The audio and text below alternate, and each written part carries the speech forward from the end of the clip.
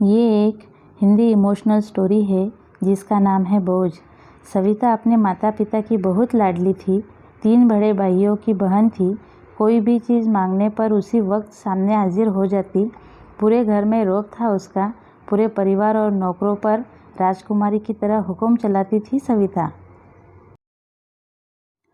School में भी पूरा रौब था उसका। बड़े घर की लाडली जो थी वह। जैसे ही उसने कॉलेज में दाखिला लिया, उसके ठाट बाट, बड़ी गाड़ी में आना जाना, हर दिन नया फैशन देखकर हर कोई उससे दोस्ती करना चाहता था। थोड़े ही दिनों में उसके बहुत से दोस्त बन गए। पूरे कॉलेज में उसकी अपनी एक पहचान थी। इन दिनों उसके घर एक रिश्ता आया। खानदानी लोग थे और पापा की पुरानी जान पहचान थी उनके साथ। सविता के साथ कोई ज़बरदस्ती नहीं थी, पर सविता ने फिर भी हाँ कर दी, क्योंकि वह अपने परिवार से बहुत प्यार करती थी। वह जानती थी कि वह लोग उसका अच्छा ही सोचेंगे। लड़के का नाम राज था। राज काफ़ी पढ़ा लिखा और समझदार लड़का था। ससुराल वाले भी बहुत अच्छे थे। ससुराल में सविता की जगह वैसी ही थी जैसी कि मायके में। कोई भी कार्य सविता की सलाह के बिना नहीं होता था। सबकी लाडली बहू बन गई थी अब वह। फिर उसके घर में एक बेटे का जन्म हुआ।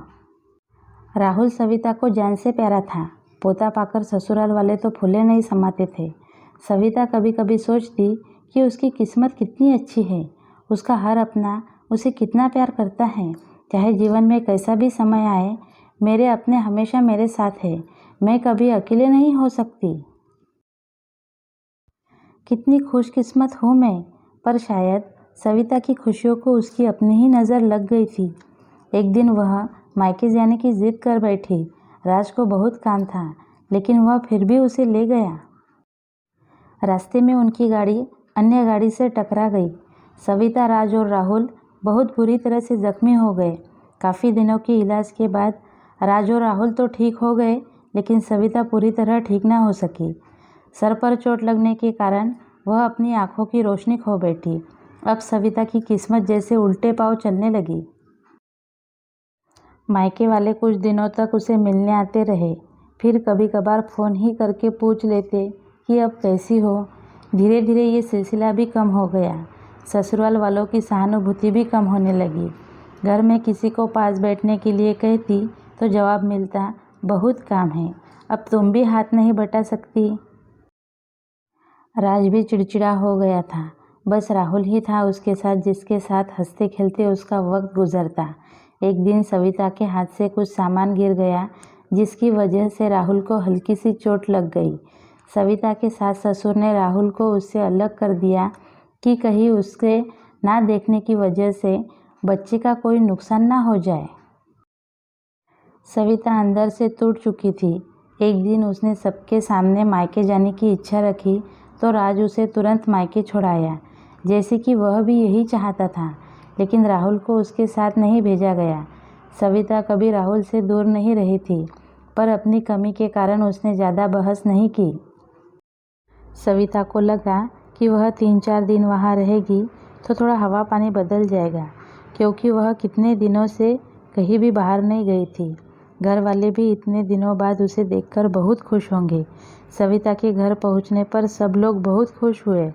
खाने में सब कुछ सविता के पसंद का ही बना था। उसने अपने मम्मी पापा और भाई भाभीयों से दिल खोलकर बातें की। उनके छोटे छोटे बच्चे भी बुआ के साथ घुल मिल गए थे। रात को सोने के वक्त जब वह कपड़े बदलने लगी तो उसे पता चला कि उसका बैग तो बहुत भरा हुआ है। वह सब समझ गई। वह बहुत उदास हो गई। कुछ दिनों तक तो सब ठीक रहा, फिर जैसे सब बदलने लगा। सबका व्यवहार बदल रहा था। वह लोग जैसे थक चुके थे उससे।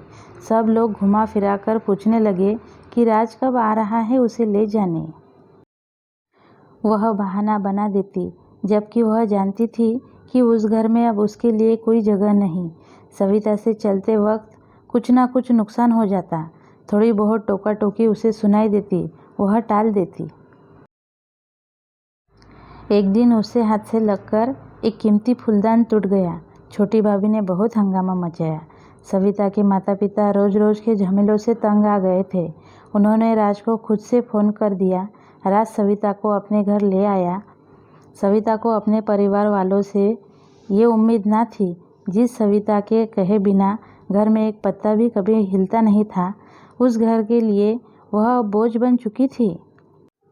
राज के साथ ससुराल आते वक्त वह बहुत खुश थी, क्योंकि वह अपने घर जा रही थी, अपने जिगर के टुकड़े राहुल के पास। परंतु यह खुशी भी कुछ पल की ही थी। सारा बंदोबस्त पहले ही किया हुआ था। सविता को सीधे ऊपर वाले कमरे में पहुंचा दिया गया। राहुल से दूर रहने की सख्त चेतावनी दी गई।